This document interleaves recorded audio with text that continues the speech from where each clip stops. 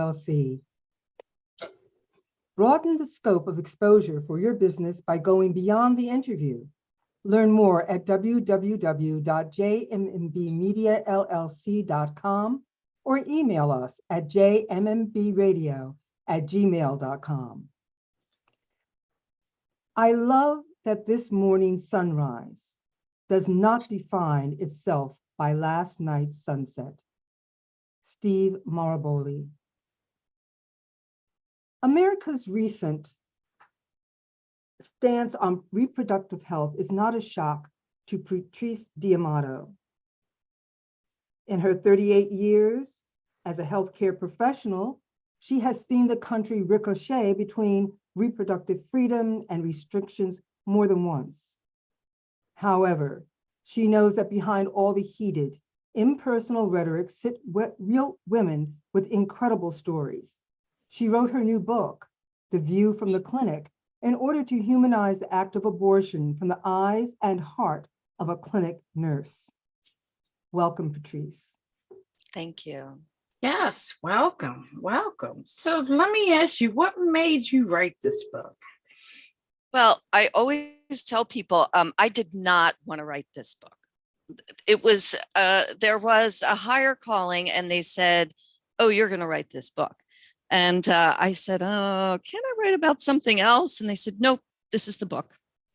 It started really, during the Me Too movement, actually.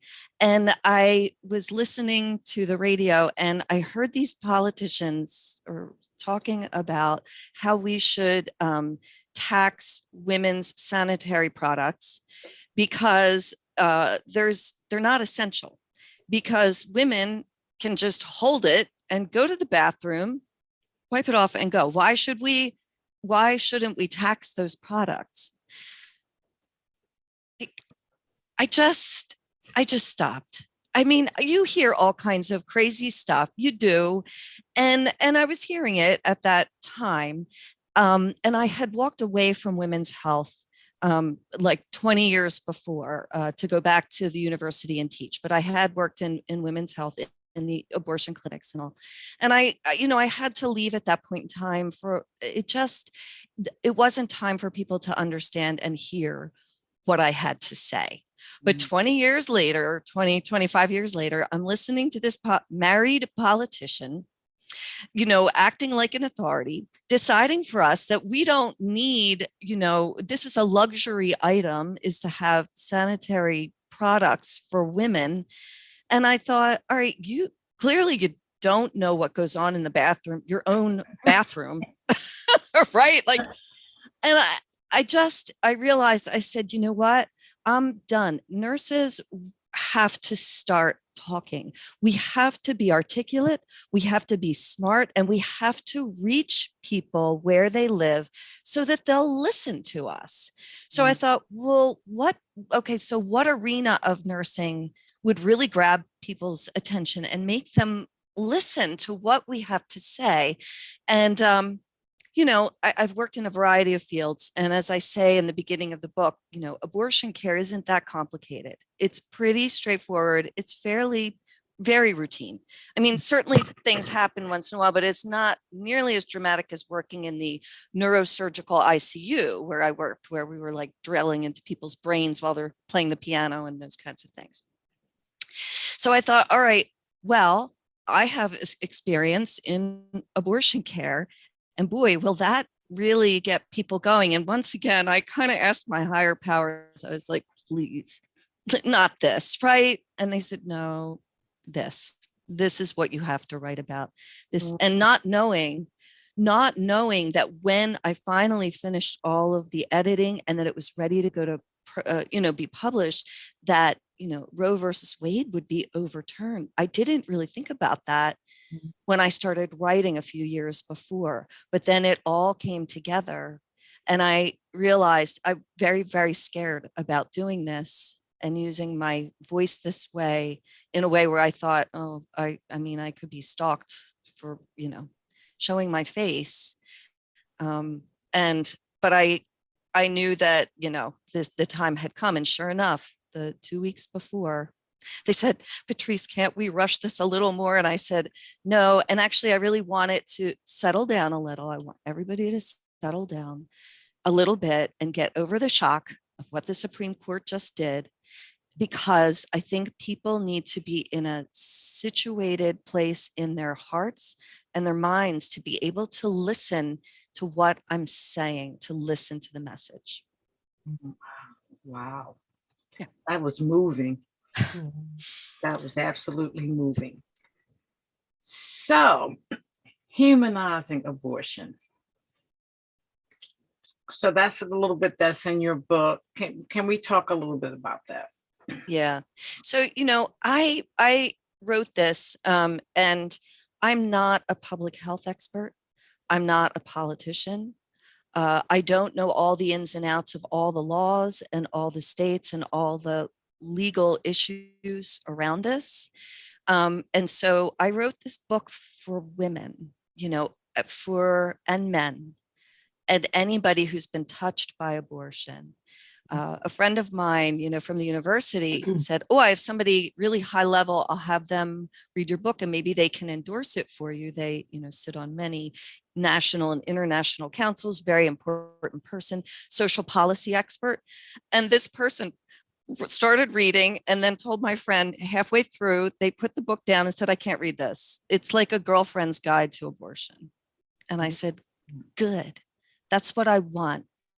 I want to talk about this as if it was your friend or my friend or the lady we saw at the soccer field last week, because living in a, suburban area, I'm telling you, there are people that didn't like seeing my face when I walked in. There were people I knew, other moms. Most women who have abortions are already moms.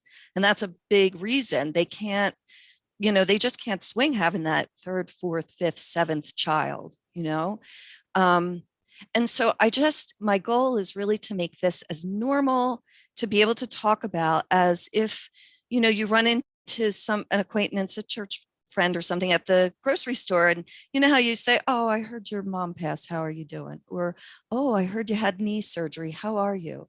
Wouldn't it be a great world if you could say, oh, I heard you, lost a pregnancy. How are you doing? We don't do that.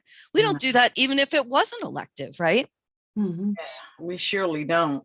We surely don't. It's like we began to look at that person some kind of way.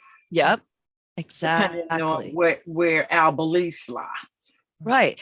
And it's not even like it can be a judgment, but it's also just, I think it's shame and embarrassment. I was talking to somebody else and they said, yeah, women don't talk about, that's not like something you would say at a cocktail party. Oh, how's that ovarian cyst doing? Whereas we have no problem saying, oh, well, my cardiologist said my heart's good, but we can't talk about women's reproductive issues. Maybe you might be able to say, oh, I'm going to have a hysterectomy, but like, it's really not proper, is it? And it should be. Wow. There's a ban against women's reproductive ability. It has never been honored. It's never been honored. And today it's still not honored. And so it's a hidden thing. I mean, I've been shocked myself, the fact that they show advertisements for, menstrual products, it was like, that was like something you just simply did not talk about. Never mind put on the air, Right. on television, Right. Even bras. Remember the Jane Russell bra? Like she had to have it over her clothes. Right. Right. And panties and all of this stuff. Pull up, depends. Now they showing all that stuff. Exactly. We are still, I think, women are still a mystery to men. And therefore they tend to come up with, well, it was a man who came up with the bra, idea of a bra for some reason. Bras and girdles, those horrible whalebone things, because of what they wanted to see, not what was good for women. It's the same thing, and it's not, for me, when we talk about this topic, it's not, I really commend you for your courage. Yes. Because this topic takes courage to talk about either side of the fence. And also when you go to that place, and which is where I come from, it's about the healing of it. The fact that women have sometimes kept this secret and taken it to the grave. Their husbands don't know, their children don't know, their brothers and sisters never knew. And it is a heart burden that changes their life. They learn how to hide in plain sight. Yeah. That is what I see has happened from the whole situation. Women have learned to hide in plain sight, and sometimes they've hidden their entire life, never fully being themselves. Why? Because they're afraid somebody might know, somebody might remember, and I'll be exposed. So please continue talking about this very important topic. Yes, yes. And like Ruth said, it takes courage. And we commend you for the courage that you took, because these are topics that are not talked about. They fight about it. That's pretty much all I see. But they don't really talk about it from the human side. Yeah. Right. It's been politicized, everything else, you know. I like that. It's right. People fight about it, but it's not doing anything about the root situation that women have the right to give birth in a situation where they don't have to worry about whether they can afford a child or not, or what all this other stuff. Right. That privilege of birth is a woman's right. That's the right. And we make it so difficult. You know, you can tell by this, I grew up in the age where you did not get pregnant outside of marriage. If you did, your life was ruined. Yes. Which is where all that impetus and fervor came for the abortion movement. Yeah. Our attitude was different. Oh, well, you shouldn't have done that. Right. But you did. And you're having a baby. Oh, isn't that wonderful? Now let's come together as community and find out how we can help you. But that's not it. No. And that just brings us to the generation before us. Because yes, I'd love to talk about that. That's what Ruth is going at. You know, it was like a taboo for a girl to get pregnant without being married. Well, it's interesting because I didn't start writing about, I added this chapter later, but put it in the beginning because I needed to talk about my mother, who was a nurse in she was a student nurse in the 1950s. Now, you couldn't get married and you couldn't work after you were married and had children as a professional nurse unless you did private duty. So I have a whole chapter about that, but really that was the other impetus that once I started writing, I realized, because my mom was not happy when I decided to go work in an abortion clinic. She was a mom of the 60s. And, she said, there's a lot nicer jobs you can do, which I had done. I mean, I worked in the hospital and did a lot of things. And then when I told her I wanted to do this, she was horrified. But I said, Mom, it's your stories. Do you remember we sat around the kitchen table in the 1960s and you told us the story of the woman, abortion was illegal when my mother worked in the hospital. So she remembered that time and she talked about it with such passion and conviction. And she had a case that I do outline in the book in pretty, poignant detail, because it affected my mother so much as well. But it was a woman who was raped. She was a married woman. She was there giving birth, and they didn't know, who the father of whether it was the father, the husband or the rapist, where she was having this child. And but she had to carry. She was forced to carry this pregnancy because abortion was illegal. And so she carried the pregnancy and the baby was born. And it was pretty clear that it was from the rape, not from her husband. Her husband promptly left her.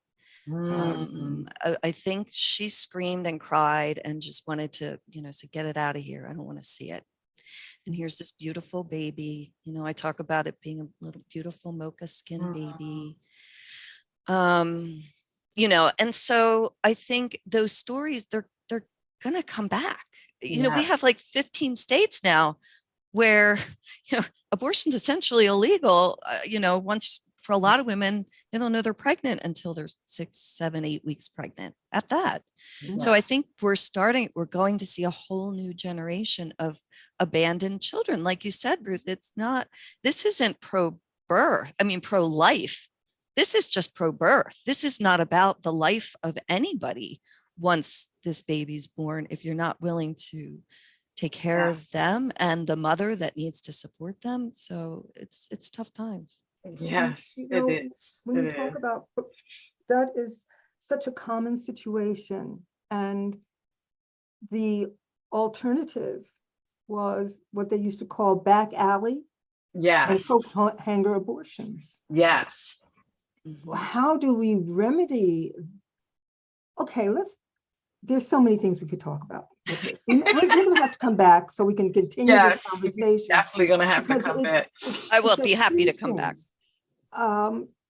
Again, this woman had a child born out of rape. She didn't want the child, and it had torn up her marriage. How many times has that scenario happened? I mean, we don't even want to try to count that. Right. But again, it's a life. It's a baby.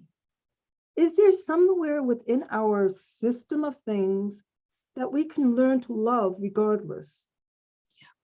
Yeah. And where does that play in? Where does that play in, Patrice, as you watched it play out in abortion clinics and in hospitals and whatnot? Where does love come into this situation? Right. That's why I really wanted this book out. I'm not looking to grow a brand. I'm not looking to grow, I want this message to come out. Because I ended up going up really deep into that question. It is about love in the end. And can we honor ourselves? Can we honor the lives that weren't allowed to be for a variety of reasons? And can we learn to forgive ourselves, other women, other people for the choices that they've had to make so that we can heal? We need to be able to heal and mourn, because there is a component of mourning, whether you chose to terminate a pregnancy or whether it just happened like a spontaneous miscarriage. So abortion is either spontaneous or elective. Just to be clear, it's the same process, whether, who decided for it to happen is, that's the only difference. So, but how could we make it so that if a woman, it's not easy. No one wants to make this choice. They don't. There is no one enjoying making the choice to have an abortion. I can just tell you. I mean, there are people who it's very commonplace, and culturally, it's part of maybe the ethos of the people around them. But by and large, women don't want to make this choice. No. And, you can say, a lot of people are very judgmental in saying, well, I don't believe in abortion, but it shouldn't be used for contraception. And that just makes my blood boil, because I'm sorry, but I look at these charts every day, hundreds of women, and 98% of them have tried some kind of birth control that has failed them, or they ran out of money. It's all well and good to go, to the clinic and get 3 months worth of pills, but at 60 whatever dollars a month, you got to make a decision. Are you going to buy your pills, or are you going to feed your kids? So so we have to, and then, to put a sense of stigma and shame on the woman who had to make that decision, and then have her be like that woman, Ruth, that you talked about, who has to take this secret to the grave, to save face for who? Herself, her family, wherever she is. To put that on top is it's just inhumane. Yes, and I do see that, women, the 80% of women who've had an abortion, their number one thing that they report is relief. So actually the guilt thing, I mean, it may be a secret, but it's not always about guilt. I think very religious women, conservative religious women, do struggle because they're often the ones who were, you know, the first one to blame somebody, and then it happens to them and they have to make that, and they choose to have an abortion. Those women don't do well, you know, psychologically, obviously, right? Like it was so traumatic, and they, you know, it goes against their will. And I do have that in the book as well. You know, I've had some really religious women say, you know, you're all gonna go to hell for what you're doing here. And I'm like, I'm sorry, but you're sitting here as a patient.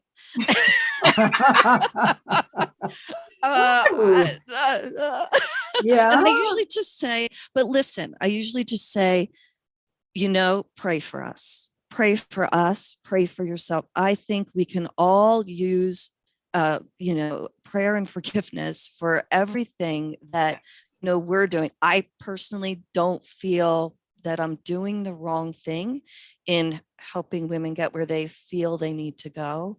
But if, you know, but seriously, like the protesters out front, you know, carrying on and waving baby doll limbs and screaming at you and spitting on you, you know, that's a fun way to go to work. But I usually, if they like try to engage, they're like, oh, I will pray for your soul. And I usually say, thank you. Thank you. Sometimes that's the only thing you can do in a situation. And I'm happy if you are praying in sincerity for my soul and the soul of everybody around you, then that's a good thing. That is a good thing. And Absolutely. I think that it's interesting that you bring that up because, again, you said something that's very important, forgiveness.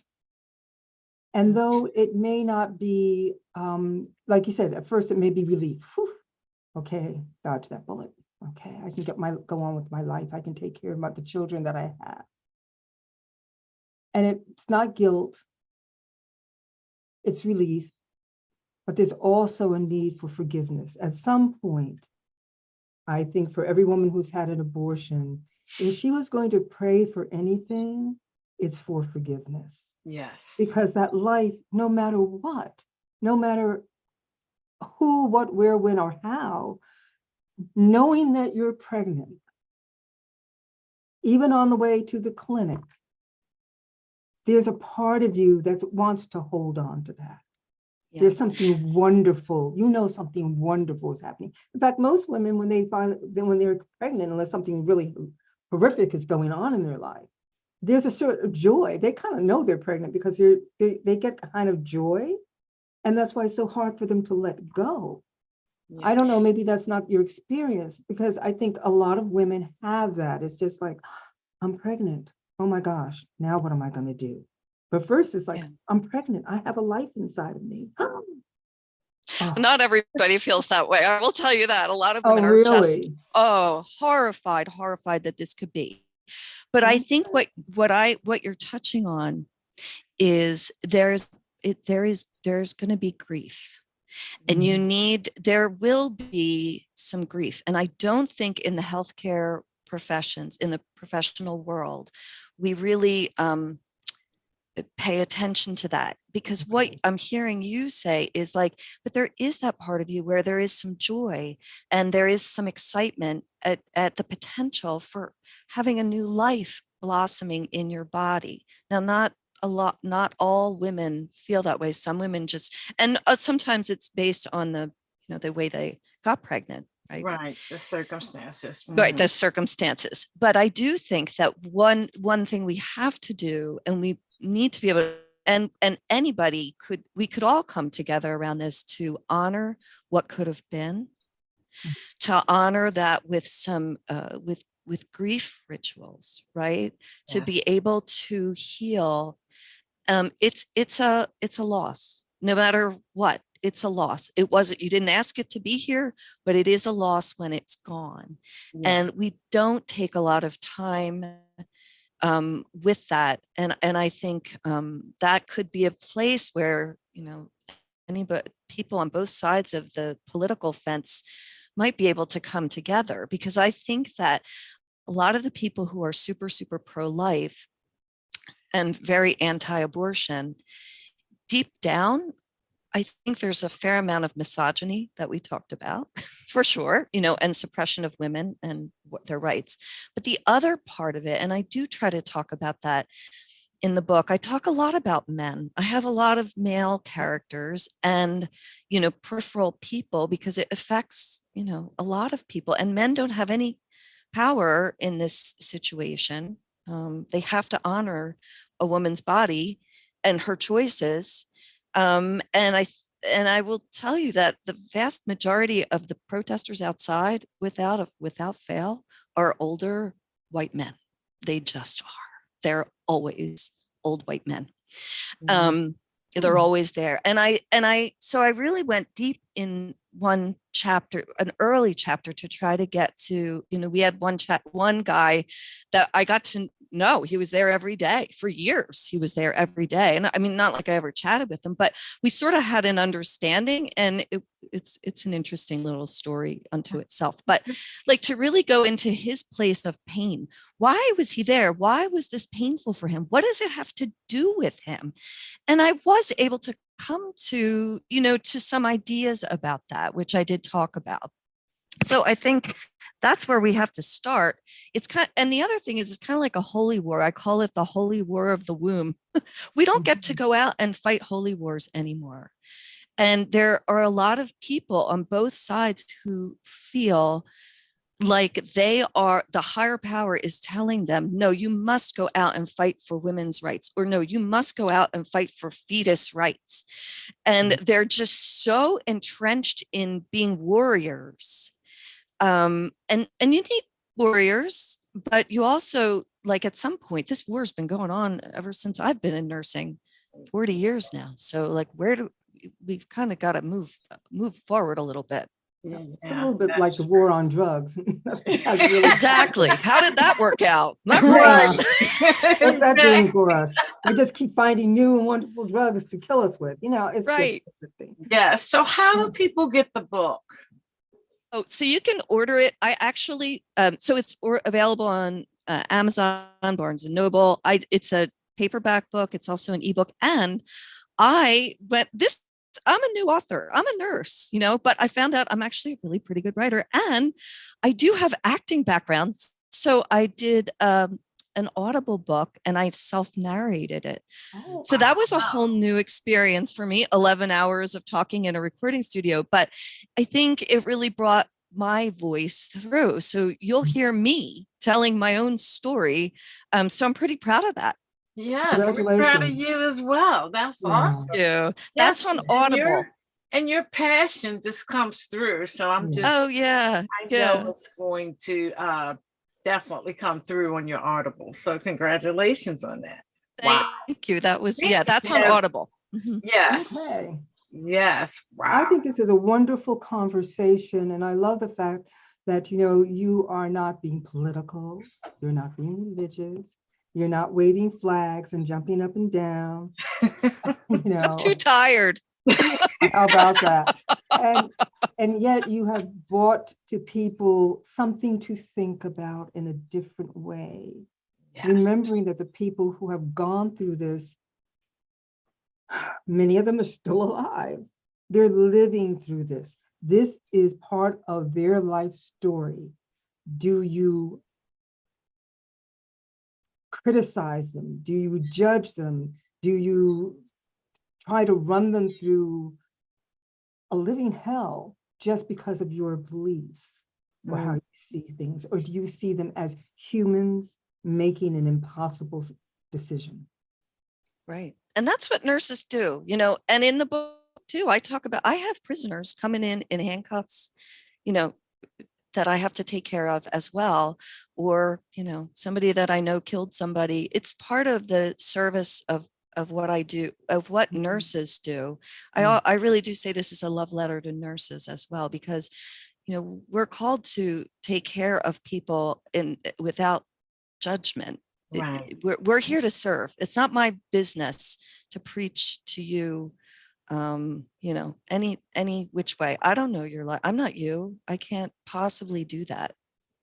And that's a true statement. And I think that's so important. You just said something that is just critical.